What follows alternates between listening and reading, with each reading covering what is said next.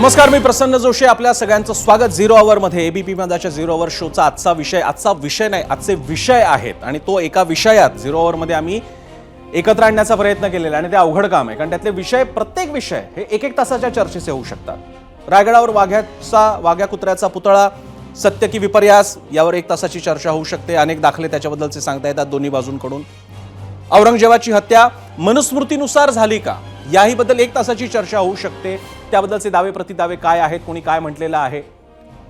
याच्या पलीकडे औरंगजेबाच्या कबरीबद्दल तर यापूर्वी चर्चा झालेलीच आहे. त्यानंतर अमोल मिटकरींनी मागणी केलेली आहे की संभाजी राजांचा अवमान करणारे किंवा चुकीचे संदर्भ असलेल्या पुस्तकं, नाटकं, चित्रपट यांच्यावरती बंदी आणा.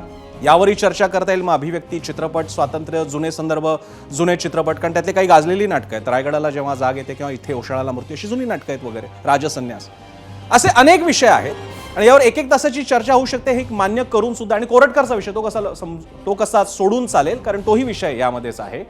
पण तरी सुद्धा या सगळ्यामध्ये एक अशी दोरी, एक सुईने दोरा ओवावा तशा प्रकारे एक त्याच्या सूत्र समान आहे. ते सूत्र आहे इतिहासाचं. कोरटकर जे दाखले देतो, विपर्यस्त दाखले देतो, ते इतिहासाचे. औरंगजेबाने छत्रपती संभाजी राजांचा घडवून आणलेला मृत्यू, हाही इतिहासाचा दाखला. वाघ्या कुत्र्याचा मुद्दा सुद्धा इतिहासाचा दाखला. अमोल मिटकरी म्हणतायत ते सगळी पुस्तकं, चित्रपट, हा सुद्धा इतिहासाचा दाखला. त्यामुळे इतिहास मात्र यामध्ये एक समान धागा आहे. आणि हे सगळे विषय घेऊन आज झिरो आवरमध्ये आपण चर्चा करणार आहोत. त्याचा जरी एक प्रश्न मात्र आम्हाला एकच द्यावा लागतो, तो जरी एक असला तरी हे सगळे विषय त्यामागे असणार, ही पार्श्वभूमी तुमच्या लक्षात यावी म्हणून हे जरा थोडंसं नमनाला घड्यावर तेल जे वाहिलेलं आहे ते यासाठी, कारण तुमच्या ते लक्षात यावं. नाही तर तुम्ही कार्यक्रम अचानक मध्ये बघायला सुरुवात केलं तर वाटेल रे मगाशी वाघ्या चालला होता, आता अचानक संभाजी राजांच्या मृत्यूबद्दल विषय कसा सुरू झाला. तर तो गडबड होऊ नये म्हणून हे थोडंसं निवेदन केलं. पहिल्यांदा आपण बघणार आहोत आमच्या माझा पोल सेंटरला जाऊन आजचा प्रश्न कोणता आहे, जो आम्ही तुम्हाला विचारलेला आहे, ज्याकडून तुमच्याकडून त्या बाबतीतलं उत्तर अपेक्षित आहे. छत्रपती शिवाजी महाराजांचा अपमान करणाऱ्या प्रशांत कोरटकरला 3 दिवसांची पोलीस कोठडी, पुढे योग्य शिक्षा मिळेल असं आपल्याला वाटतं का, या बाबतीत आपल्याकडनं उत्तर अपेक्षित आहे, होय किंवा नाही मध्ये. आणि आजचा हा प्रश्न तुम्ही एबीपी माझाच्या एक्स, फेसबुक, यूट्यूब आणि इंस्टाग्रामवर जाऊन या प्रश्नाला प्रतिसाद देऊ शकता. आपल्या सगळ्यांचं पुन्हा एकदा स्वागत करून मी आता जाणार आहे आपल्या माझा मीडिया सेंटरला. इकडे गेस्ट सेंटरला आपले सगळे पाहुणे आहेत, त्यांची मी पहिल्यांदा ओळख करून देतो नेहमीप्रमाणे, आणि मग आपण चर्चा सुरू करू. आपल्यासोबत असतील परिणय फुके, भाजपचे आमदार, जे कोरटकर प्रकरणावरती काही वेगळा प्रकाश पाडू इच्छितात, सांगू इच्छितात. कारण एक दावा असा होतोय की कोरटकर हा प्रामुख्यानं भाजप पक्षपाती मानला गेला आणि विरोधकांचं म्हणणं होतं की भाजप त्याला शिल्ड करतोय किंवा वाचवण्याचा प्रयत्न करतोय.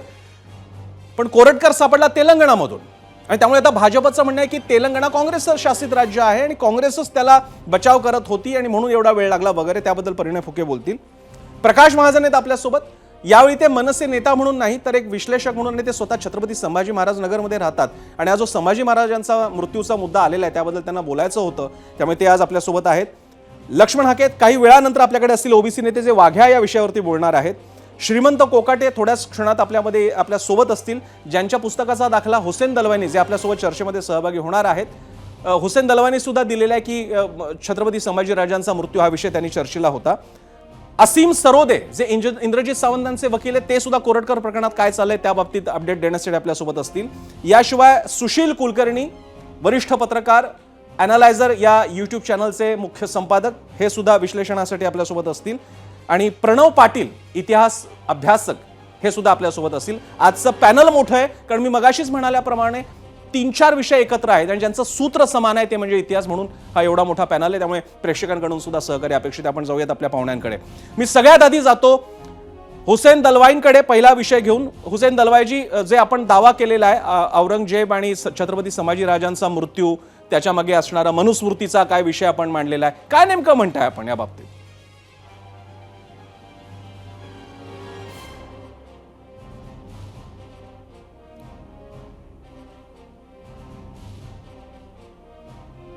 असं आहे, छत्रपतींना पकडण्याचं काम त्यावेळच्या ब्राह्मणांनी केलं आणि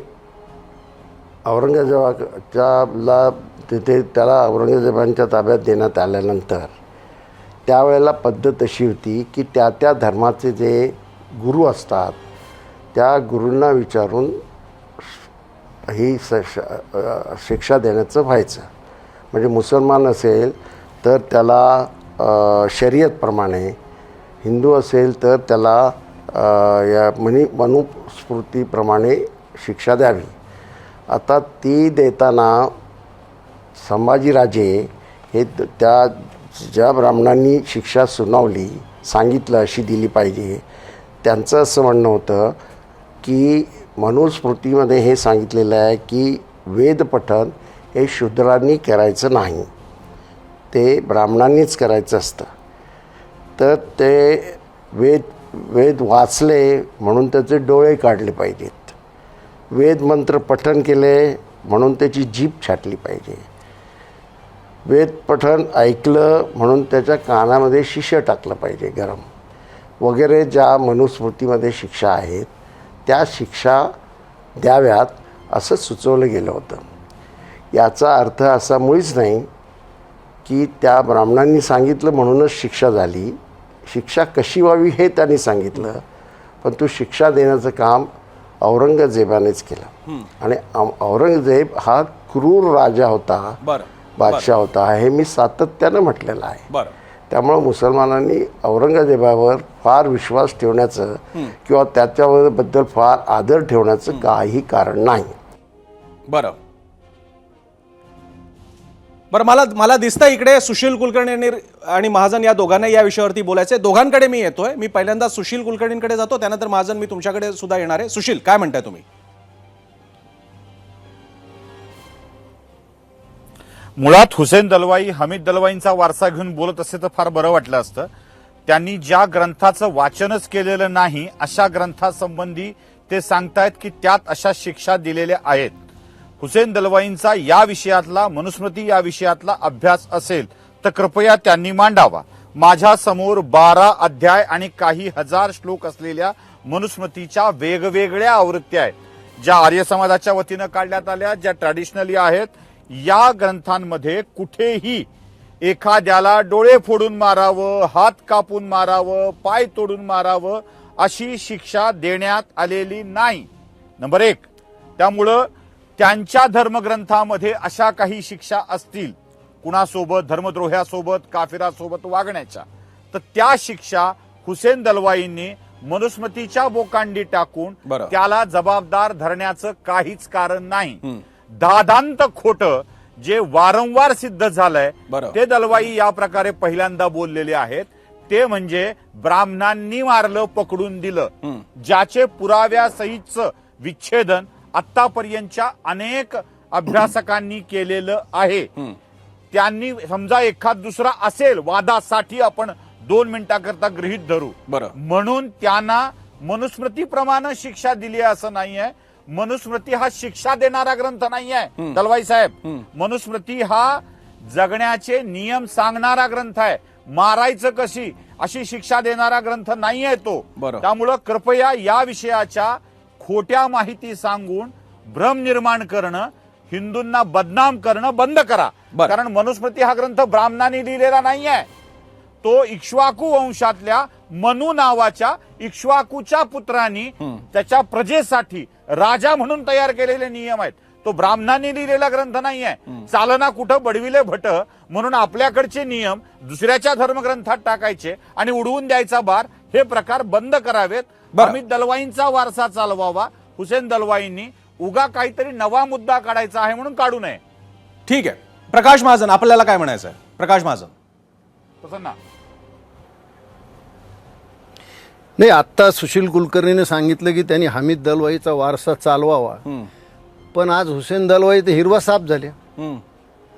आज माझ्या हातात प्रकाशजी, तुम्ही अकॅडमिक डिस्कशन जरूर करा, पण कृपा करून ते जे धार्मिक तेढ वाढवणारे शब्द प्रयोग कृपा करून करू नका, ही विनंती आहे माझी तुम्हाला. तुम्ही पूर्ण अकॅडमिक त्यांचं खंडन करा, काही हरकत नाही, पण जाती धर्मावरती थेट उल्लेख नको. मी सगळ्यांनाच विनंती करेन, हुसेन दलवाईंना सुद्धा ही विनंती आहे. नाही, उल्लेख नको. मग त्यांनी कसा केला मला सांगा ना. मी त्यांनाही विनंती केली. समस्त ब्राह्मणाला ते उभा केलं ना त्यांनी आरोपीच्या पिंजऱ्यात. नाही, त्यांनी समस्त ब्राह्मणाला उभा केलं. हुसेन दलवाईला हे माहिती नाही छत्रपती संभाजी महाराजाला शिक्षा देणारा प्रमुख होता तो काजी हैदर होता. आज छत्रपती संभाजी महाराजांच्या विषयी माझ्याकडे जयसिंगराव पवारांचं पुस्तक आहे. ईश्वरदास नागर काय म्हणतो, मुस्तैद खान काय म्हणतो, तिथं कुठं आली मनुस्मृती, तिथं कुठं आले ब्राह्मण. बरं, कशामुळे तुम्ही एका जातीला आज दोष देता? बरं ह्याचा पुरावा मला हुसेन दलवाईनं द्यावा. हिंदूंना ठोकता येत नाही म्हणून काय, पकडायचा आणि ठोकायचा. एक ऐतिहासिक पुरावा द्यावा. ड्रामा आहे, बाकी काही नाही. ऐतिहासिक पुरावा काही नाहीये हुसेन दलवाई. इतके दिवस आडगळीत पडले होते, काहीतरी विक्षिप्तपणा बोलून त्यांना जनतेच्या समोर यायचं, बाकी काहीच नाही. तुमच्या बातमीत आले एवढंच घडलं, बाकी काही नाही घडलं. बरं मी ठीक आहे, मी एक तुमच्या मनातला प्रश्न हुसेन दलवाईंना विचारतो. दलवाईजी, माझा दुसरा प्रश्न आहे आणि तो इतरांनाही विचारला आणि मलाही तुम्हाला विचारायचा आहे. हा जो दावा तुम्ही करताय की औरंगजेबानं मनुस्मृतीच्या निर्देशानुसार, कारण औरंगजेबाच्या दरबारामध्ये मुस्लिम आरोपी असतील तर त्यांच्यासाठी एक प्रकारचा न्याय होता जो शरियानुसार होता, आणि हिंदूंसाठी कारण त्यांचा कायदा ग्रंथ मनुस्मृती असल्यामुळे त्याच्यानुसार निला द्यायचा, हा जो तुमचा दावा आहे, याचा सोर्स काय, हे आलंय कुठून, कोणता संदर्भ आपण वापरलाय, तो जर का सांगितला तर मला सुशील कुलकर्णी आणि महाजनांना पण विचारता येईल, आपण त्यांना पण विचारूया. तो संदर्भ सांगाल का?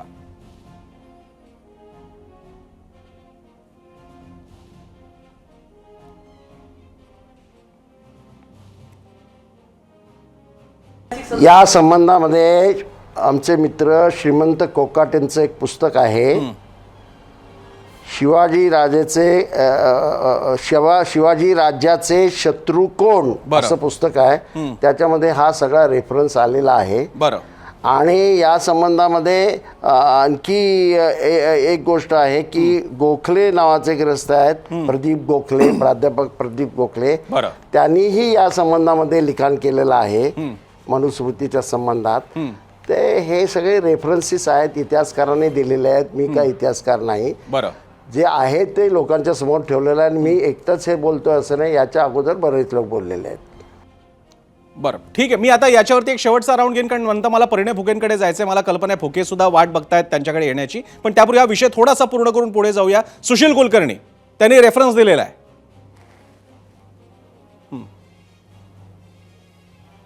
हे बघा, श्रीमंत कोकाटेंची पुस्तकं ही अगदीच बाजारात उपलब्ध असलेली माहिती उचलायची आणि काहीतरी सांगून टाकायचं. म्हणजे मी आता म्हणून टाकायचं की प्रसन्न जोशी एबीपी माझामध्ये येण्याचं कारण त्यांनी केलेले कुटाणे आहेत. हे कोण म्हटलं तर मला प्रकाश महाजनांनी 4 दिवसापूर्वी सांगून ठेवलेलं होतं. ह्या वाक्याला काही अर्थ आहे का प्रसन्ना? म्हणजे उगा श्रीमंत कोकाटेचं उंदराला मांजर साक्ष. माझं म्हणणं आहे श्रीमंत कोकाटेचा दाखला नको.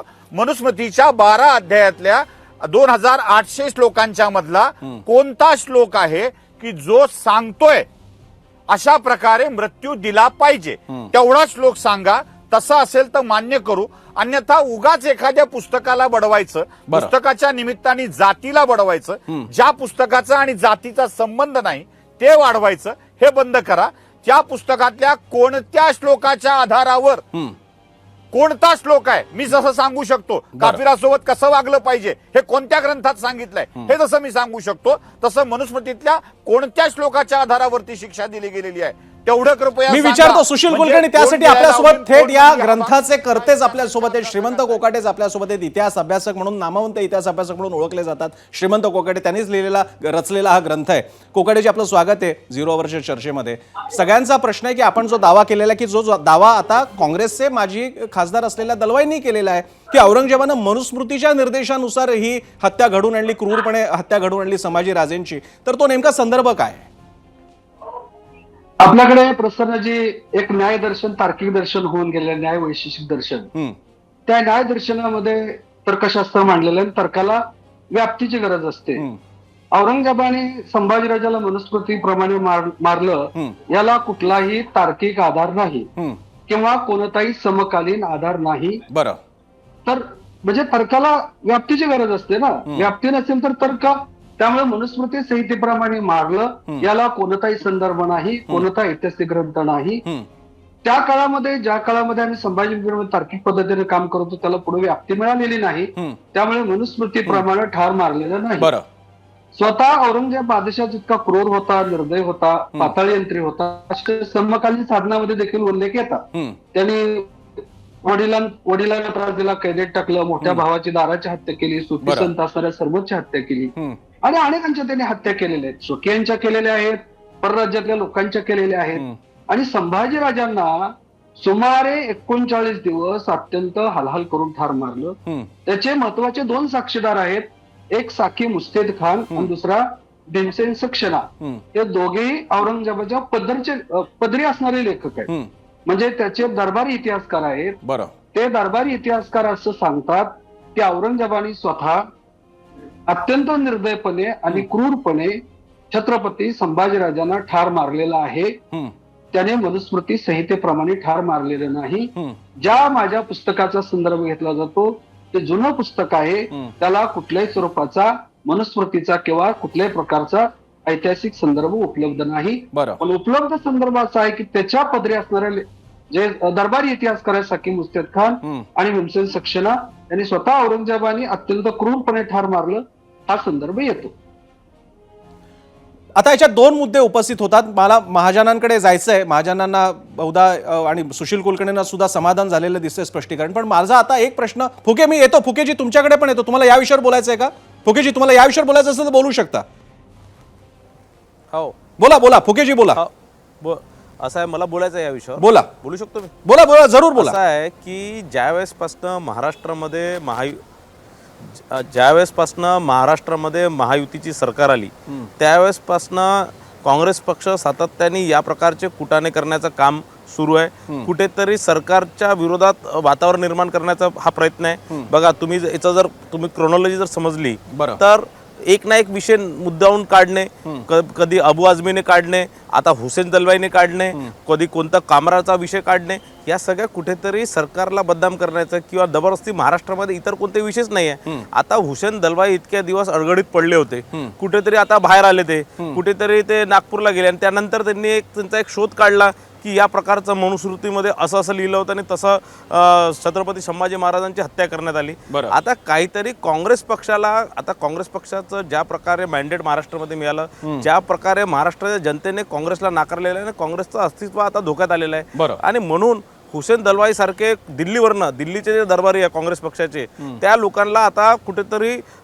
सोडलेलं आहे आणि काहीतरी सरकारच्या विरोधात काहीतरी टीका करायची, इश्यूज पासून नॉन इश्यूज वरती चर्चा करायची, काही विदाऊट रेफरन्सेस काहीतरी बोलायचं. कोणत्याही कोणी गोखले, कोणी अमका, कोणी पवार अशा कोणतरी पुस्तकाचं रस्त्यावर छापलेलं कोणत्याही पुस्तकाचं रेफरन्स द्यायचं. आणि मला असं वाटतं की हा बेसिक मुद्द्यापासून बेसिक जो पराजय झालाय हे कुठेतरी काँग्रेसला पचनी पडत नाहीये. आणि म्हणून या प्रकारचं ते काही ना काही रोजचे काही ना काही नवीन, म्हणजे निवडणूक ज्या दिवशी हारले त्या दिवशी ईव्हीएम चा सुरुवात झाली आणि आज हुसेन दलवाईचा हा नवीन शोध सुरू झाला. असं हे सातत्याने हे करत राहतील.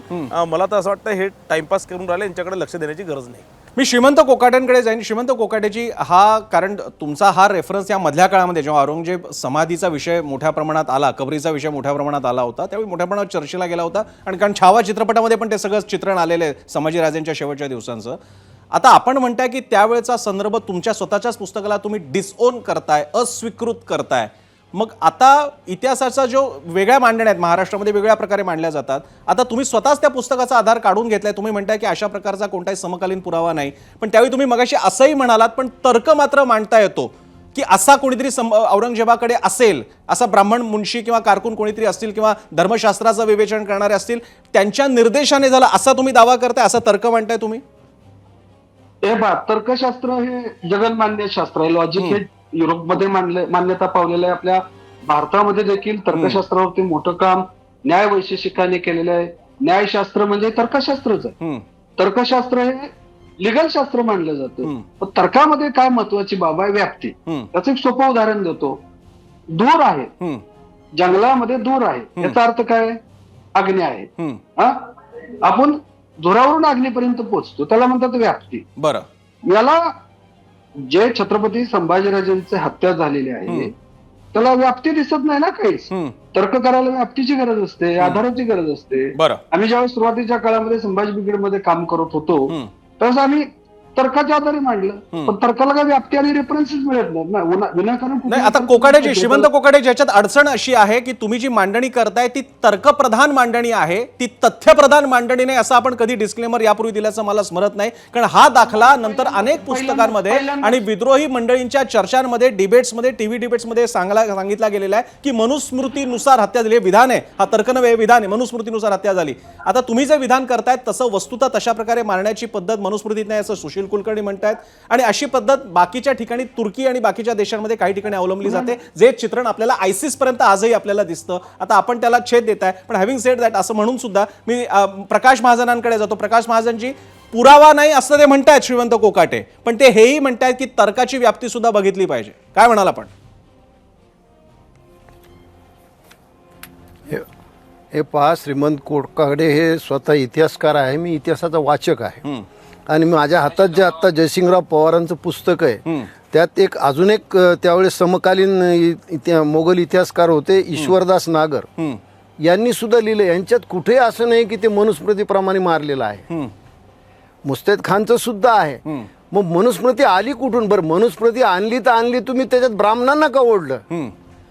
म्हणजे तुम्हाला ब्राह्मणाला काय, तुमचा असा ब्राह्मणावर राग आहे? एकदा सगळे ब्राह्मण येऊन अरबी समुद्रात बुडवा, तुम्हाला जे काही करायचं करा ना. पण ज्या गोष्टीचा ब्राह्मणाचा दुरान्वय संबंध नाही, आणि आज तुम्ही आम्हाला जोडताय, आज आम्हाला अपराधाच्या पिंजऱ्यात उभा करताय. मनुस्मृतीचा कुठेही उल्लेख नाही. मला सांगा की स्वतः हुसेन दलवाईचं हे वाक्य आहे की ज्यावेळेस संभाजी महाराजांना शिक्षा सुनावली जात होती, त्यावेळेस पंडित लोक मनुस्मृतीचं पठण करत होते. मग काय हुसेन दलवाई तिथं औरंगजेबाची तसबी घेऊन बसले होते काय? त्यांना कसं माहिती पठण करत होते? बरं. आणि मनुस्मृती काय पठण करण्याचा ग्रंथ नाहीये, आणि मनुस्मृती काय आमचा ग्रंथ नाही. आम्ही घटनेला मानतो जी बाबासाहेबांनी लिहिली. बरं, आम्ही मनुस्मृतीला नाही मानत. ठीक आहे. आता याचं जवळपास स्पष्टीकरण दिलेलं आहे स्वतः श्रीमंत कोकाटे, ज्यांच्या पुस्तकाचा आधार घेऊन हुसेन दलवाई म्हणत होते. ते स्वतःच म्हणतात की त्याचा पुरावा नाही, मात्र तो त्यांनी मांडलेला तर्क आहे. तर्काच्या बाबतीत वादविवाद असू शकतो. जसा धूर ते म्हणाले की तसा जंगलातला धूर असेल तर आग लागलेली. आता आग ही वणव्यामुळे लागलेली आहे, नैसर्गिकरित्या का कोणी दगडावर दगड घासून मारल्या ठिणगी पाडल्यामुळे लागलेली आहे? हा तर्काचे दोन भाग तयार होऊ शकतात. त्या बाबतीतलं डिस्क्लेमर या निमित्तानं का होईना पहिल्यांदा स्वतः श्रीमंत कोकाटेंनीच 0 वरच्या चर्चेत दिलं. हे एक बरं झालं, स्वागत करूया त्याचं. तर्क आणखी पुढे घेऊन जाता येईल. आता मात्र मला फुकेंकडे एक विषय घेऊन जावा लागेल, कारण कोरटकर सुद्धा या सगळ्या इतिहासाच्या चर्चेचा एक भाग आहे, कारण कोरटकरची विधानच तशी आहे. मी आता जातो फुकेंकडे. फुकेजी, कोरटकर त्याला तो तेलंगणात सापडणं, मग त्याला कोल्हापुरात आणणं, या सगळ्या बाबतीत नेहमी दोन प्रकारे बोललं गेलेलं आहे. एक काँग्रेसकडून, भाजपकडून. काँग्रेसकडून अशा प्रकारे की भाजप वाचवायचा प्रयत्न करतंय, आणि भाजपनं असं म्हटलं की तेलंगणात सापडलं त्यामुळे काँग्रेसनेच त्याला अगदी घर जवळ बनवून घेतलं होतं. तर नेमकं तुम्ही काय सांगू पाहता यामध्ये? बघा, असं आहे की मी आधी सांगितलं होतं की याच्यावर कोरटकरवर कडक कारवाई करण्यात येणार. आता असं आहे की कोरटकरांच्या मागे कोण कोण आहे हे आता कळणार आहे. त्यांचे फोन वगैरे सगळे सापडलेले आहे, आणि 2-3 दिवसाची पोलीस कस्टडी रिमांड भेटलेली आहे. पोलीस सगळं काढणारच आहे. पण काँग्रेस शासित तेलंगणामध्ये ते सापडले. काँग्रेसच्या एका नेत्याच्या याच्या सोबत ते सापडले. त्यांचे अनेक फोन कॉल असतील, ते सगळ्या गोष्टी ज्या आहेत. आणि निश्चितच 2 दिवसाआधी काँग्रेस पक्षाच्याच एका नेत्याने सांगितलं की तो गडचिरोलीच्या मार्गी तेलंगणाला गेला आहे. मग ज्या लोकांनी त्याला तिथे घेऊन गेले त्याच लोकांना माहिती आहे ना कोणत्या रूटने गेलेला आहे. म्हणून माझा आरोप आहे की यामध्ये काँग्रेस पक्षात या कोरटकरांना वाचवण्याचा प्रयत्न मागच्या महिन्याभरापासून करत होते. आता इकडे एक फुकेची प्रश्न असा सुद्धा येतो की या मधल्या काळात जसा तेलंगणात तो सापडलेला म्हणून काँग्रेसकडे बोट 100% दाखवता येतो. तुम्ही म्हणता त्याच्यात पुन्हा तर्काचा विषय काढला तर तर्क नक्की दाखवता येतो, पण महिनाभर कोरटकर पकडला जात नाही. काही वेळा तो चंद्रपूरच्या हॉटेलमध्ये आहे, तो काय मध्य प्रदेशात जाऊन आलेला आहे, नंतर तो शिवरायांच्या पुतळ्यासमोर काहीतरी माफी मागतोय, आणि असे अनेक डिटेल्स समोर येत आहेत, मीडियामध्ये येत आहेत.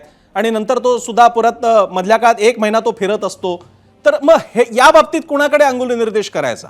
या बाबतीत तर्क कुणाकडे बोट दाखवतो? बघा असं आहे की त्याच्यावर ज्या दिवशी तक्रार झाली त्याच दिवशी कोरटकरवरती गुन्हा दाखल करण्यात आला. पण त्यानंतर तो कोर्टात गेला आणि कोर्टाने त्याला संरक्षण दिलं होतं. कोर्टाने त्याला प्रोटेक्शन दिल्यामुळे पोलीस विभाग काही करू शकत नव्हतं. आणि जसं कोर्टाने त्याला संरक्षण दिलं त्यानंतर स्वतः राज्य शासनाने त्यात हस्तक्षेप केला, त्याच्या विरोधात अपील केली. तो त्याचा कोर्टाचं जे प्रोटेक्शन ते काढण्याचा प्रयत्न केला. स्वतः मुख्यमंत्री देवेंद्र फडणवीस साहेबांनी याच्याकडे लक्ष घातलं आणि ते प्रोटेक्शन काढून घेतलं. आणि 4 ते 5 दिवसाच्या आत त्याला तेलंगणामधनं अटक केलं. हा मी तुम्हाला सांगतो की महिन्याभरापासून तो फरार होता. हे काँग्रेसने ज्या प्रकारचं चित्र निर्माण केलेलं आहे संपूर्ण महाराष्ट्रात पूर्ण अधिवेशन काळामध्ये, की त्याच्या मागे काहीतरी भारतीय जनता पार्टीच त्याच्या सोबत आहे. त्याच्या स्टेटमेंटला कुठेतरी भारतीय जनता पार्टीचं समर्थन आहे किंवा त्यांनी भारतीय जनता पार्टीच्या म्हणण्यावर स्टेटमेंट दिलं, हे चुकीचं आहे. आणि मी तुम्हाला सांगतो की म्हणून त्याच्यावर कडक कारवाई झाली. आणि जे आरोप आतापर्यंत लावत होते भारतीय जनता पार्टी त्यामध्ये कुठेतरी काँग्रेसच आता कडगड्यात उभा आहे आणि काँग्रेसच कुठेतरी आरोपीच्या पिंजऱ्यात उभा आहे. बरं, आता काँग्रेसकडचा काय दावा आहे तो असेल, पण आपल्यासोबत ॲडव्होकेट असीम सरोदे जे स्वतः इंद्रजित सावंत ज्यांना कथितरित्या धमकी दिलेली आहे मारण्याचा जो काय कन्व्हर्सेशन आहे कथित यासाठी, कारण आरोपी असा दावा करतोय की आपला तो आवाजच नाही म्हणून मी कथित शब्द वापरला, पण त्यात धमकी मात्र नक्की आहे. असीम सरोदे आपल्यासोबत आहेत. असीमजी, एक दावा इंद्रजित सावंतांनी असाही सवाल केलेला आहे की या मधल्या काळात याला कोण वाचवत होतं, याला कोण सहाय्य करत होतं, याच्या मागे कोणी मास्टर माइंड आहे का, कुणाच्या सांगण्यावरनं त्याने फोन केला, तर याबाबतीत नेमकी आपली काय भूमिका आहे शासकीय हस्तक्षेपाबद्दल किंवा विरोधी पक्षांच्या हस्तक्षेपाबद्दल, दोघांबद्दल? मला ते प्रश्न महत्वाचे खूप वाटत नाही. बरं. कारण की त्यांनी जो संवाद केलेला आहे तो मुळात मूलभूतरित्या चुकीचा आहे हे आपल्याला आधी मान्य करायला पाहिजे. बरं. म्हणजे माझ्यासोबत बोलणारे जे सगळे वक्ते आहेत वेगवेगळ्या गोष्टी सांगत असतील, माझं म्हणणं आहे की ते कोणत्याही पक्षाचे असो, कोणत्याही धर्माचे असो, ज्या ज्या लोकांनी याला लपण्यासाठी म्हणजे बेकायदेशीर कृत्य करण्यासाठी कायद्याच्या चौकटीच्या बाहेर जाऊन मदत केली असेल, लपण्यासाठी, वाहन देऊन पळण्यासाठी, ते कोणत्याही पक्षाचे असो, धर्माचे असो, जातीचे असो, त्या सगळ्यांना सरळ आरोपी केलं पाहिजे. आणि त्याच्यामुळे मुद्दा सगळ्यात महत्वाचा आहे की ज्या पद्धतीचा संवाद यांनी केलेला आहे कोरटकरनी, तो असभ्यपणाचा, विभत्स प्रकारचा, जिजाबाईंच्या चारित्र्यावर संशय उत्पन्न करणारा असा स्वरूपाचा आहे. आणि कोणीही माणूस ज्याला संवाद करायचा असतो, काहीतरी आपलं म्हणणं समजून घ्यायचं असते किंवा समजून सांगायचं असते, तो माणूस काही रात्री अनोळखी माणसाला 12 वाजता नंतर वगैरे फोन करत नाही. त्यामुळे प्रशांत कोरटकर यांनी बहुतेक कोणत्या तरी द्रव्याच्या अंमलाखाली हे सगळं कृत्य केलं आणि त्यांनी हे ठरवलंच होतं की अशा पद्धतीने शिवीगाळ करायची आणि म्हणून त्यांनी ती शिवीगाळ केलेली आहे असं मला प्रथमदर्शनी वाटते. त्यामुळे प्रथमदर्शनी सुद्धा प्रशांत कोरटकर हे दोषी आहे, कारण की त्यांच्या फोनवरूनच कॉल गेला होता हे सुद्धा प्रथमदर्शनी पोलिसांनी मान्य केलं आहे. हे जवळपास सिद्ध झालेलं आहे. आणि त्याच्यामुळे प्रशांत कोरटकर जो म्हणत होता सातत्याने की माझा आवाजच नाही, त्याला गरज काय पडली की त्यांनी मोबाईल मधला सगळा डेटा आपल्या इरेज केला पण नाही, त्यांनी फॉर्मॅट केला मोबाईल. आता मी जेव्हा तज्ञांशी बोललो त्यांनी सांगितलं की इरेज करणे, डिलीट करणे आणि मोबाईल मधला डेटा फॉर्मॅट करणे याच्यामध्ये खूप फरक आहे. फॉर्मॅट केलेला डेटा बरेचदा मिळूच शकत नाही. त्यामुळे त्यांनी त्याच्या आधी कुणाला फोन केले दिवसभरामध्ये, जेव्हा रात्री फोन केला होता इंद्रजित सावंतला, आणि त्याच्यानंतर कुणाला फोन केले सातत्याने, हे सगळं आता दिसून येणार नाही. पण प्रशांत कोरटकर याच्या पोस्ट पाहिल्या आपण फेसबुकवरच्या, ट्विटरवरच्या किंवा इंस्टाग्रामवरच्या, तर त्या एककल्ली स्वरूपाच्या आणि एक विशिष्ट विचारधाराच महत्वाची आहे आणि ती योग्य आहे, बरोबर आहे असं समजून केलेल्या, काही विशिष्ट राजकीय पक्षांची बाजू घेणाऱ्या अशा स्वरूपाच्या आपण त्याबद्दल विचारूया. एक छोटासा ब्रेक घेणार आहोत. ब्रेकच्या नंतर आपल्याला मुद्दे पुढे घेऊन जायचे. मला कल्पना आहे आजचा झिरोवर वेगळा आहे आणि प्रेक्षकांची थोडीशी वाटत असेल की अरे मगाशी विषय झाला होता औरंगजेब, मनुस्मृती, संभाजी महाराजांचा मृत्यू, छत्रपती संभाजी महाराजांचा मृत्यू, मग आपण एकदम कोरटकरवर आलेलो आहे, पण नंतर अजून आपल्याला वाघ्या विषयावर पण जायचं आहे. आणि सगळ्या विषयांमध्ये सूत्र विसरायला नको, तर्क विसरायला नको, तो आहे इतिहासाचा. तो मुद्दा आपण कायम ठेवणार आहोत चर्चेमध्ये. मी सुशील कुलकर्णींकडे जातो. सुशील, कोरटकरच्या विधानांमुळे इंद्रजित सावंतांना झालेला मनस्ताप हा तर एक भाग आहे, दिलेल्या धमक्या हा तर एक भाग आहे, पण कोरटकर जे बोलतोय ते कोरटकर ज्या समाजाच्या अनुषंगाने बोलतोय त्याची मानसिकता आहे असं बहुजन समाजात चित्र गेल्यामुळे दोन समाजामध्ये वितंडवा तयार होण्याची शक्यता आहे, जे स्वतः शासन म्हणतंय. दोन समाजामध्ये वाद घालवण्याचा प्रयत्न याच्या वक्तव्यांमुळे झालेला आहे. तुम्ही याकडे कसं बघता सुशील? अगदी खरं आहे. मी असीम सरोदे यांच्या मतांशी पूर्णपणे सहमत आहे. कोरटकरनी जे विधान केलंय ते तेढ वाढवणारच आहे. कोरटकरच्या या विधानात आवाज माझा तुझा याबाबतच्या सगळ्या तार्किक चर्चा, न्यायालयीन चर्चा होत राहतील, निर्णय होत राहतील. एक खरं आहे, इंद्रजित सावंतांच्या मोबाईलवर आलेला नंबर हा कोरटकरांचा आहे हे तितकंच सत्य आहे.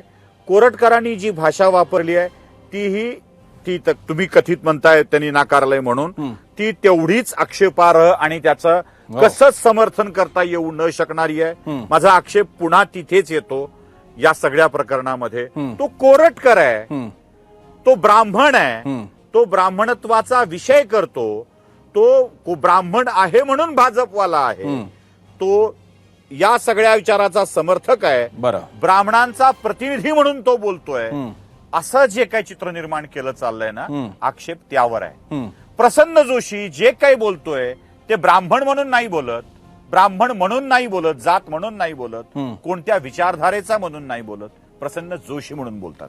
सुशील कुलकर्णी जे बोलतो ते जोशी, कुलकर्णी, महाजन या व्यक्तींचं बोलणं असतं, ते त्या जातीचं बोलणं नसतं. कोरटकरांच्या या विधानाचं कसंच समर्थन केलं जाऊ शकत नाही. माझा आक्षेप एकच आहे की या सगळ्या विषयाला बोलणे आणि बोलण्यानंतर जो काही फायदा घेतला गेलेला आहे, बरं, न्यायालयीन प्रक्रियेचा फायदा उचलला गेलाय, हो. त्याला पळविण्याचा फायदा उचलला गेलाय, बरं. मग त्याला तेलंगणात नेऊन ठेवलंय. माझा आक्षेप आहे तेलंगणात नेऊन ठेवलंय. हे जाणं, तेलंगणात ठेवणं आणि मीनवाईल मधल्या काळात दुबईत गेला, थायलंडला गेला, ग्रीनलंडला गेला, अशा अफवा पसरवणं, यासाठी विशिष्ट लोकांनी मदत केली अशा अफवा पसरवणं आणि शेवटी सापडणं तेलंगणामध्ये. बरं, यात कोणतं राजकीय षडयंत्र आहे का?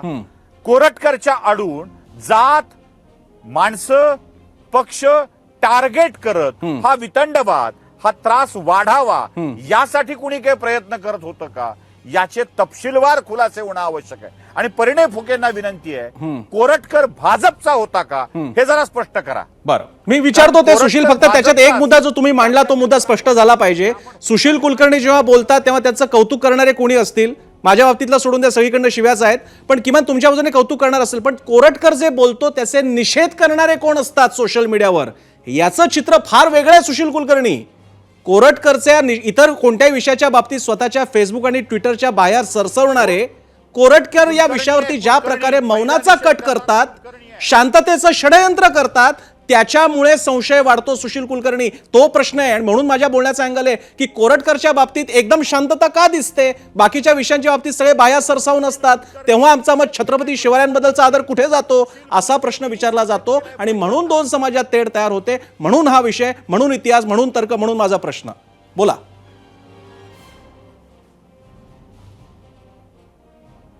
नाही, सुशील कुलकर्णींनीच निषेध केलाय पहिल्यांदा कोरटकरचा, अशा वाक्याचं समर्थन होत नाही म्हणून. तो जातीचा असेल तरीही त्याला बडवा हे सांगितलंय. आणि उदाहरण सुद्धा तेवढंच वाईट दिलंय की एक दुबे नावाचा माणूस गुंड एन्काउंटर मध्ये मारला जातो, त्याची आई म्हणते या पोराची गरज नाही, तसा हा गुंड आहे, तसा हा या वाईट वृत्तीचा माणूस आहे, त्यालाही त्याच पद्धतीनं करायला हवं. म्हणून मी सहमत आहे की हे सगळं घडलंय, त्याचा वापर कुणी करताय का? ठीक आहे, पॉलिटिकल वापर कुणी करताय? आपण विचारूयात. आपण असीम सरोदेंच्या नंतर मी श्रीमंत कोकाटेंकडे पण जाणार आहे, कारण इंद्रजित सावंत आणि श्रीमंत कोकाटे एकमेकांचे अतिशय निकटवर्ती आहेत, एकमेकांचे स्नेही आहेत. पण त्यांच्याकडे जाण्यापूर्वी असीम सरोदेंकडे मी जातोय. असीम, कोरटकर प्रकरणाचा काही राजकीय हस्तक्षेप किंवा वापर होतोय असा एक संशय व्यक्त होतोय, शंका व्यक्त होते. मला पण ती वाटते. तुम्हाला काय वाटतं? नाही, मला सुशील कुलकर्णींचा एवढा मुद्दा जरूर पडतो की कोणताही मुद्दा जातीवर घेऊन जाऊन सगळे या जातीचे अशाच स्वरूपाचे आहेत असं समजणं हे आपल्यासाठी धोकादायक आहे आणि एक विषारी समज त्यातून तयार होतो. परंतु इतिहास समजून घेताना जी नम्रता पाहिजे ती काही कोरटकर मध्ये नाही किंवा कोरटकर सारख्या अनेकांमध्ये नाही. म्हणजे ब्राह्मण समाजाच्या काही लोकांनी काही पातकं केलेली आहेत इतिहासामध्ये, ती आपल्याला तशाच प्रकारे समजून घ्यावं लागेल. आणि आपल्या हातात सत्ता राहिली पाहिजे म्हणून त्यांनी काही षडयंत्र करण्याचे प्रयत्न केले, ते सुद्धा समजून घ्यावं लागतील. पण याचा अर्थ आताचे सगळे ब्राह्मण तसेच आहेत आणि तुम्ही ब्राह्मण आहे म्हणून असे आहात असं म्हणणं हे अत्यंत चुकीचं ठरू शकते. इतिहास समजून घ्यायचा असेल तर नम्रता पाहिजे. इतिहास समजून घ्यायचा असेल तर त्या भूतकाळात डोकावताना एक हिंमत पाहिजे आपल्याला, ही वास्तव आणि सत्य समजून घेण्याची. आणि अत्यंत नम्रपणे तो समजून घेऊन आपण निर्लेप पद्धतीने इतिहास समजून घेतला पाहिजे. हे सुद्धा लक्षात ठेवलं पाहिजे की सतत भूतकाळात रमणं हे अत्यंत धोकादायक आहे भारताच्या वर्तमानासाठी आणि भविष्यासाठी. एवढंच मला सांगायचं आहे. कायदेशीर प्रक्रिया काय ती सुरू राहील, कारण की कायदा काही इतिहास खोदून कोणता खरा आणि कोणता खोटा हे सांगण्यासाठी काही न्यायालय नाही आहे. त्यामुळे आता ज्या व्यक्तींनी जे काही चुकीचं काम केलेलं आहे त्याच्या संदर्भात कोर्ट निर्णय देऊ शकेल. इतिहास आपल्याला चांगल्या पद्धतीने समजून घेण्याची सवय लावावी लागेल. जसं सिनेमा पाहताना आपल्याला सिनेमा पाहता येत नाही, सिनेमा समजून घेता येत नाही, मग त्याची नावं बदलण्यापासून सगळं आपण अत्यंत विभत्स पद्धतीने, हिंसक पद्धतीने सांगत राहतो. ते कुठेतरी थांबलं पाहिजे. हे या प्रकरणातून मला फक्त अर्थात असीम, आपण तुम्ही सगळ्यांच्या मनातली भावना व्यक्त केलेली आहे, कोणी याच्यात असहमतीचा प्रश्नच येत नाही. धन्यवाद. तुम्हाला पुढे जायचंय म्हणून मी तुम्हाला धन्यवाद देतोय. अर्थात तुम्ही चर्चेत थांबला तर आवडणारच आहे. मी श्रीमंत कोकाटेंकडे जातो, त्यानंतर प्रकाश महाजनांकडे हाच विषय मी घेऊन जाईन. श्रीमंत कोकाटे, एक क्रोनॉलॉजी लक्षात घेऊयात. छावा चित्रपट येतो, औरंगजेब कबर हटाव मुद्दा सुरू होतो, इंद्रजित सावंत वेगळे विषय त्या बाबतीत सांगू पाहतात, मग त्यांना फोन येतो कोरटकरचा, कोरटकर धमकी देतो आणि पुढचं सगळं रामायण महाभारत घडतं. ही गोष्ट नुसता कोरटकर फोन इंद्रजित सावंत असं नाहीये, घटना आहेत त्यामागे सगळ्या. मग मला आता तुम्हाला विचारायचं आहे, याच्या मागचं सामाजिक सांस्कृतिक राजकारण तुम्ही कसं पाहता? हे पहा, समाज हा कसा आहे, स्थित्यंतर होणारा समाज असतो. समाज मनावरती प्रभाव टाकणाऱ्या ज्या कथा, कादंबऱ्या, चित्रपट आहेत आणि त्याचा प्रभाव समाज मनावरती आजही आहे. छावा चित्रपट आल्यानंतर त्या चित्रपटामध्ये जो छत्रपती संभाजीराजांचा झालेला छळ आहे, त्यांची झालेली हत्या आहे, एकूणच संभाजीराजावर झालेला अन्याय आहे, इतका मोठा वीर पुरुष, संस्कृत पंडित असणारा लोककल्याणकार राजा, त्यांना वाईट पद्धतीने औरंगजेब बादशाहने ठार मारलं. त्यामुळे समाज मनामध्ये चीड आहे आणि त्याला जोडून इंद्रजित सावंत त्याचे विश्लेषण करत होते आणि ते कोरटकरांना पटलं नाही. परंतु कोरटकरांची ती पद्धत, मतमतांतर असू शकतात. श्रीमंत कोकाटेचं किंवा इंद्रजित सावंतचं सगळंच समाजाला पटलं पाहिजे, सगळं त्यांचं मान्य केलं पाहिजे आणि 100% बरोबर आहे असं मी दावा करत नाही. इंद्रजित सावंत करणार नाहीत कारण ते लिबरल आहेत. परंतु एक पद्धत आहे आपल्याकडे, वादविवादाची खूप मोठी प्राचीन परंपरा, वैदिक काळापासून मध्ययुगीन काळात ते आधुनिक काळापर्यंत एक डिबेट आहे. तो डिबेट किंवा जो वाद आहे तो कसा हेल्दी झाला पाहिजे, तो चांगल्या पद्धतीने झाला पाहिजे. आता या आपल्या डिबेटमध्ये सगळ्यांचीच मतं सगळ्याला मान्य नाहीत ना, पण आपण डिबेट व्यवस्थित केला पाहिजे. असीम सरोदे पण तेच म्हणत होते. अपरात्री फोन करायची वेळ नव्हती आणि कोरटकर जे बोलत होते ते अत्यंत अहंकाराने बोलत होते. सत्ता आमच्या विचाराची आहे, आमची सत्ता या ठिकाणी आहे आणि तुम्ही असं कसं काय बोलता, आणि मग ते धमकी वजा बोलत होते. आणि इतिहासाबद्दल त्यांनी जिजाऊ मासाहेबाबद्दल, शिवरायांच्या बद्दल, संभाजीराजांच्या बद्दल अत्यंत आक्षेपार्ह बोललेले. आणि कोरटकर ब्राह्मण आहेत म्हणून त्यांना ठोकलं पाहिजे, त्यांच्या विरोधात भूमिका घेतली पाहिजे या मताचा मी नाही आणि महाराष्ट्र पण नाही. आपला महाराष्ट्र खूप लिबरल आहे, खरंच आपला महाराष्ट्र खूप लिबरल आहे. परंतु कोरटकरांनी संधी दिली. हा सगळा ब्राह्मण वादाच्या विरोधात जो काय आगदम सुरू आहे त्याला संधी कोणी दिली? कोरटकरांनी दिली. त्यांचं बोलणं, त्यांची पळापळी, त्यांचं एकूण सगळं लपाछपी, ते जर का तत्काळ हजर झाले असते तर सरकार विरुद्ध पण आक्षेप झाले नसते, विधिमंडळात पण हे झालं नसतं. आणि देवेंद्र फडणवीस आणि कोरटकर हे मित्र आहेत. याचा अर्थ देवेंद्रने त्यांना सांगितलं, देवेंद्रच्या पाठबळाने ते बोलतात असं आपल्याला दावा करायचा नाही. कारण देवेंद्र काय इतक्या संकुचित मनाचे नाहीत की कोरटकरला सांगायला फोन करायला लावायला, असं नाही. पण तात्काळ अटक झाली असती, लवकरात लवकर अटक झाली असती तर महाराष्ट्रात जे पुढचं वातावरण जे गढूळ झालेलं ते झालं नसतं. बरं, ठीक आहे. एक वेगळी तुम्ही पण तीच भूमिका मांडली, असीमची होती त्याच अर्थानं तुम्ही पण एक सामोपचाराची भूमिका मांडतायत श्रीमंत कोकाटे. मी 2004 पासून आपण एकमेकांना ओळखतो, मी चर्चांमध्ये तुम्ही भाग घेतलेला आहे. एक फार वेगळा एक संवादाचा फार वेगळा बदल बघायला मिळाला या निमित्तानं. मी प्रकाश महाजनांकडे जातो. प्रकाश महाजनजी, कोरटकर या प्रकरणामुळे समाजामधलं एक वातावरण कलुषित व्हायला लागलं. छावा चित्रपटानंतर ते धार्मिक द्वेषाच्या दृष्टीने जाताना दिसलं, कोरटकरच्या नंतर ते जातीय होताना दिसलं. तुम्ही याकडे कसं पाहता?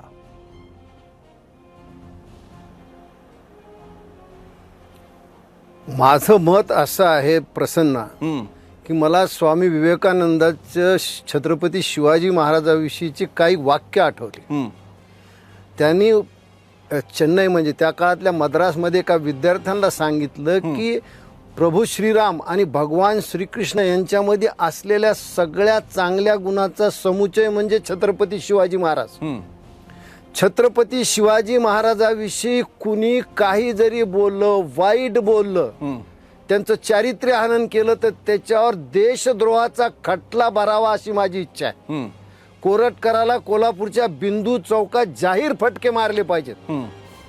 छत्रपती शिवाजी महाराजाविषयी आदर आम्हाला जन्मजात असला पाहिजे.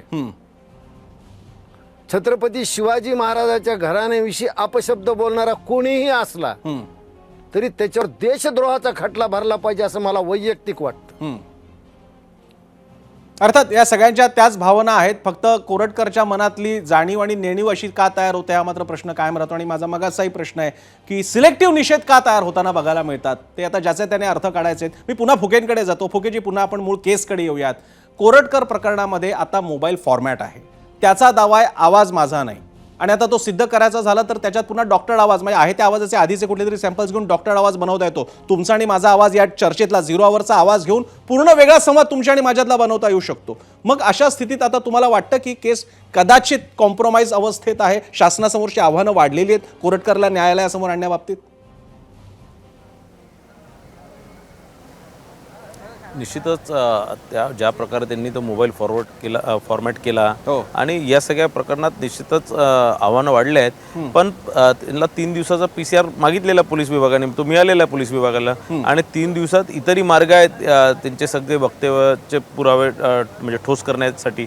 आणि निश्चितच फॉर्मॅट केला असला तरी त्या संदर्भातले अनेक विषय, आता टेक्नॉलॉजी फार वर गेलेली आहे, अनेक विषय परत ते रिस्टोर करता येतात. आणखीन त्यांचा आवाज आहे की नाही व्हॉइस सॅम्पलिंग करता येतं. त्यानंतर पुढच्याही व्यक्तींच्या मोबाईलवरनं तो व्हॉइस सॅम्पलिंग करता येतं. आणि अनेक विषय फॉरेन्सिक व्हॉइस सॅम्पलिंगच्या माध्यमातून अनेक विषय पुढे येणार. मला असं वाटत नाही की कोरटकर या प्रकारचं काहीतरी फॉर्मॅट करून किंवा या प्रकारचे काही पळवाट काढून कोरटकरला वाचू शकणार.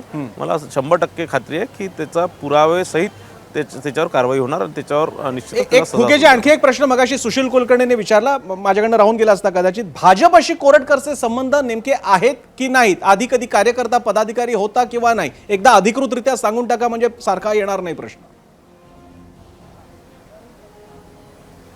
कोरटकर हा कधीच भारतीय जनता पार्टीचा थेट कधीच संबंध आला नाही. कोरटकर साधा सदस्य भारतीय जनता पार्टीचा आला नाही.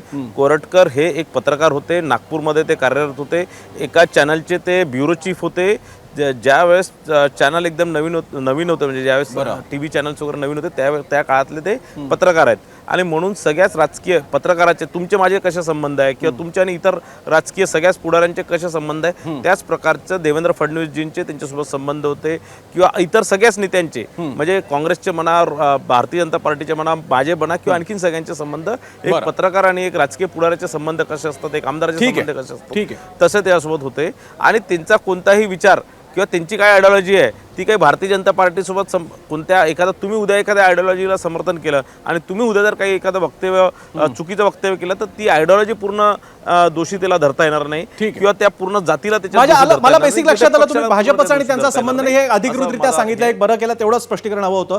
एक छोटासा विषय आहे, वेळ खूप कमी मिळालेला, पण मला तो दोघांकडेच घेऊन जाता येणारे श्रीमंत कोकाटे आणि प्रणव पाटील आपल्यासोबत आहेत, इतिहासाचे अभ्यासक. आणि मुद्दा खरं तर मोठ्या चर्चेचा मी आधीच जाहीर करतोय पण वेळ कमी आहे, तो स्पर्श मात्र त्याला करायचा आहे. तो आहे विषय वाघा पुतळा. श्रीमंत कोकाटेंकडे जातो आणि त्यानंतर प्रणव पाटलांची मी कमेंट घेईन. श्रीमंत कोकाटे, वाघा पुतळा नसावा असं संभाजी ब्रिगेड किंवा आपणही वेळोवेळी मागणी केलेली आहे, आता पुन्हा ती मागणी उपस्थित होते, याच्या मागचं लॉजिक थोडक्यात सांगा. मला कल्पना आहे मोठा विषय, पण थोडक्यात सांगा. युवराज छत्रपती संभाजी महाराजांनी रायगडावरचा वाघ्या कुत्र्याचा पुतळा काढावा असं 2 दिवसापूर्वी मुख्यमंत्र्याला पत्र दिलं आणि ते पत्र अत्यंत योग्य आहे. संभाजी महाराजांची भूमिका योग्य आहे. त्याचं कारण असं, छत्रपती शिवाजीराजांच्या जीवनचरित्राशी संबंधित असणाऱ्या जयदेशकावली, शिवभारत, राधा मधुला, चंपू, पर्णल प्रोग्राम किंवा कृष्णाजानन सभासदांनी लिहिलेलं शिवचरित्र या एकाही समकालीन ऐतिहासिक संदर्भ साधनामध्ये वाघ्या कुत्र्याचा कोठेही उल्लेख नाही. बरं. सुमारे 100 वर्षापूर्वी राजसंन्यास नावाचं नाटक जे राम गणेश गडकरी यांनी लिहिलं ते अत्यंत आक्षेपार्ह नाटक आहे. संभाजीराजांची त्याच्या बदनामी आहे. राम गणेश गडकरीच्या विकृत डोक्यातून आलेली कवी कल्पना म्हणजे वाघ्या कुत्रा आहे. बरं. आणि तो शिवरायांच्या समाधीच्या शेजारी जेमतेम शिवरायांच्या समाधीची जेवढी उंची आहे तेवढीच वाघ्या कुत्र्याच्या पुतळ्याची उंची आहे. ठीक आहे. छत्रपती शिवाजीराजांच्या महाराणी पुतळाबाई यांची समाधी त्याच ठिकाणी त्याच परिसरात तिथंच वाघ्या कुत्र्याचा पुतळा उभा करणे षडयंत्राचा भाग आहे. हा शिवरायांचा अवमान आहे. ठीक आहे, मला लक्षात आलं आणि म्हणून तो पुतळा तिथे नसावा अशी मागणी आहे. मी प्रणव पाटील यांच्याकडे जातो. प्रणवजी, तथ्य फॅक्ट्स याबद्दल काय सांगतात? कारण याच्यामध्ये पुन्हा एक धनगर अँगल असा येतोय की कुत्रा अशा प्रकारे राजे दरबारी असणार, राजांच्या कुटुंबियांमध्ये असणं, कोणत्याही सरदारांकडे सुद्धा, अगदी मुधोळ हाऊंड तर अगदी त्याचं मोठं उदाहरण आहे. त्यामुळे त्याच्यात काही चूक नाही, असे पुतळे बनवले गेलेले, उभारले गेलेले. तुम्ही याकडे ऐतिहासिक दृष्टिक्षेप कसा टाका? माझं असं म्हणणं आहे की वाघ्या कुत्रा ही जी कथा आहे ही एक लोककथा आहे. जशी हिरकणीची कथा आहे की जी स्थानिक धनगरांच्या सगळ्या वाङ्मयामध्ये आपल्याला सापडते, मौखिक वाङ्मयामध्ये. आणि गडकरींच्या आधी विग गोगटेंच्या पुस्तकामध्ये 1905 ला आपल्याला वाघ्या कुत्र्याची कथा सापडते. आणि ही कथा आपल्याला जर्मन जे एक पुस्तक आहे 1930 जे संजय सोनवणी सतत त्याचा उल्लेख करत असतात, त्या पुस्तकामध्ये त्या जर्मन अभ्यासकाने त्या लोककथेविषयी लिहिलाय. आणि त्याला धनगर अँगल यासाठी मिळालाय की त्यावेळेच्या स्मारक उभारणीसाठी जी काही मंडळी प्रयत्न करत होती ती सगळी इंदोरच्या होळकर दरबारात गेली आणि 1906 साली तुकोजी होळकरांनी त्यांना काही पैसे दिले आणि त्या पैशातून ती सगळी समाधी उभी राहिली. बरं. आता महाराजांचा कुत्रा होता की नव्हता याचा आपल्याला उल्लेख सापडत नाही. परंतु धारवाड जवळ जे यादवाडच्या इथे जे शिवाजी महाराजांचं शिल्प आहे त्यामध्ये त्यांच्या मूर्तीच्या घोड्यावर बसलेली ती मूर्ती आहे आणि त्या मूर्तीच्या खाली आपल्याला तो कुत्रा त्या शिल्पामध्ये दिसतो. परंतु ते काही ऐतिहासिक तथ्य नाही, ते एक लोककथा आहे. आणि संभाजी महाराजांनी जो अल्टिमेटम दिलाय तो अल्टिमेटम 31 मेचा आहे मला असं वाटतं. तर 31 मे ही अहिल्यादेवी होळकरांची त्रिशताब्दी महोत्सव आहे त्यावेळी. बरोबर. आणि त्यामुळे स्थानिक जो धनगर समाज आहे, जो रायगडच्या आजूबाजूला राहतो, रायगडावरती राहतो, इतके वर्ष हा समाज आहे, त्यांना कुठेतरी विश्वासात घेऊन हे पत्र काढायला हवं. तो पुढचा विषय कारवाईचा. पण आपल्या दोघांच्या श्रीमंत कोकाटे आणि प्रणव पाटील या दोघांच्या म्हणण्यातून एक निश्चित होतं की वाघ्या कुत्रा हे ऐतिहासिक तथ्य नाही, मात्र तर्क बघता येतो. पण तर्क हा पुरावा असू शकत नाही, त्याला वेगळे तर्क दिले जाऊ शकतात. आणि तिकडे थेट महाराजांच्या समाधीच्या बाजूला अशी समाधी जर का कोणाची विचार करत असू तर त्याचे दाखले इतर ठिकाणी बघावे लागतील, इतर मराठे किंवा बाकीच्या सरदारांकडचे पण बघावे लागतील. त्यामुळे या वादाचा विषय पण सामोपचाराने अर्थातच याच्या बाबतीत विचार व्हावा अशी अपेक्षा करूयात. आपण सगळ्यांनी वेळ दिला. सुशील कुलकर्णी, तुम्ही, प्रकाश महाजन, परिणा फुके असतील, श्रीमंत कोकाटे, तुम्ही सुद्धा, प्रणव पाटील, मगाशी हुसेन दलवाई होते. आपल्या सगळ्यांचे आभार. इथेच चर्चेमध्ये थांबतोय, पण चर्चेनंतर आपण जाणार आहोत माझा पोल सेंटरला, जिथे आपण आजचा प्रश्न विचारलेला आहे आणि तुम्ही त्याला काय उत्तर दिलेले ते आपण पाहणार आहोत. प्रश्न होता, छत्रपती शिवाजी महाराजांचा अपमान करणाऱ्या प्रशांत कोरटकरला 3 दिवसांची पोलीस कोठडी, पुढे योग्य शिक्षा मिळेल असं वाटतं का? 20,000 प्रतिसाद आलेले आहेत. उत्तर होय म्हणतायत 43%, पण चक्क 57% नाही म्हणतायत. लोकांना वाटत नाहीये योग्य शिक्षा मिळेल का? हा जनतेचा प्रतिसाद. 20,000 आहे सॅम्पल साईज, पण 20,000 सुद्धा लहान नाहीये सॅम्पल साईज जर का मानलं तर. शासनाला याची दखल घ्यावी लागेल योग्य तो न्याय मिळवून देण्यासाठी. 0 आवरच्या या एपिसोडमध्ये इथेच थांबूयात. मात्र दररोज रात्री 7:56 वेगळ्या विषयांसकट माझ्यासोबत 0 आवर एबीपी माझावर.